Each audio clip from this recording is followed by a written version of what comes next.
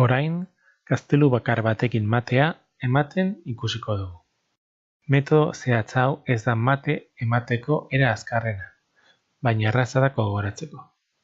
Hemen ere, bi gazteluekin bezala, erregea albo batera bultzatu behar da.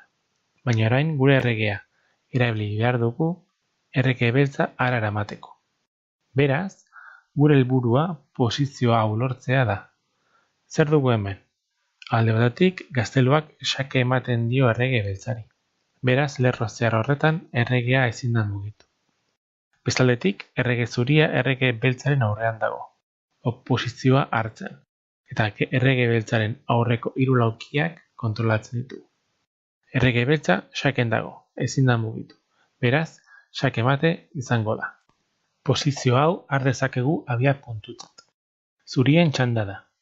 Ikusten dugu erregeak bata besteren aurrean daudela, eta errege zuriak oposizioa daukala, eta errege beltzaren aurreko laukiak kontrolatzen dituela. Beraz, gazteluarekin xake emanez gero, atzera bultzatuko dugu errege beltza.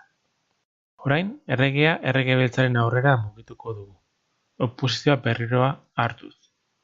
Errege beltza mugitzen da gaztelua mehatxatuz, eta ondorioz beste aldera mugitu behar da. Errege beltza mugitzen da, eta errege zuriak jarraitzen dio. Berriro, oposizioan geratzen direnean, gazteluak xake eman behar dio, atzera bultzatzeko. Metodoa jarraitzen dugu eta berriro oposizioan jartzen dugu erregea. Eta orain, errege beltza erregearen hegalera mugitzen da. Hor, zurien gaztelua dago hegalako. Eta posizio honetara iristen gara. Momentu hau garrantzitsua da. Zuriak nahi duena errege beltza bere erregearen aurrean jartzea da, baina ez aldrebez. Hau da, orain errege zuria bestearen aurrera mugitzen bada, errege beltza mugituko da, eta ez dira inoiz aurrean egongo, zurien txanda izan da. Beraz, egin behar dena, mugimendu bat galtzea da, eta hori gazteluarekin egin behar da. Baina nola? Errege beltza mugitzen den albo kontrakora mugitu behar dugu gaztelua. Hemen, errege beltza errege hegalera mugitu da, beraz, gaztelu zuria danbaren hegalera mugitu beharko da.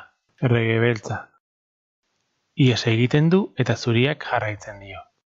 Berriro nahi dugun posizioa daukagu, eta xake eman behar zaio errege beltzari atzeraka bultzatzeko. Metodoa jarraituz erregea oposizioan jartzen dugu, eta errege beltza gaztelurantz mugitzen da. Beste momentu klabe batera iritsi gara. Orain, mugimendu bat galdu behar dugu. Baina gaztelua beste aldera mugitzen badugu, erregea bueltako da bere poziziora eta naiz eta bi erregeak oposizioan egon, ezin diogu xake eman erregeak gaztelua jango lukelako. Ondorioz, bere galean mantendu egin behar da, eta hor, galdu behar dugu mugimendua. Errege beltza gara mugituko da. Eta gaztelua mehatxatuta gelditzen denean, bere galera mugitu beharko da. Errege beltza berriro gaztelurantz mugitzen da, eta orain berriro mugimendua galdu egin behar dugu. Orain, ere, hegala mantendu behar dugu. Errege beltza gaztelurantz mugitzen bada, berriro nahi dugun posizioa lortu dugu. Errege beltza atzera bidaltzeko.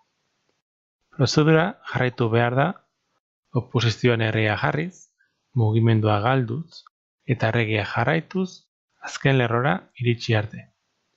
Azken lerroan metodoa jarraituz, xake ematen denean, mate izango da. Da hemen daukagu gure helburuko posizioa.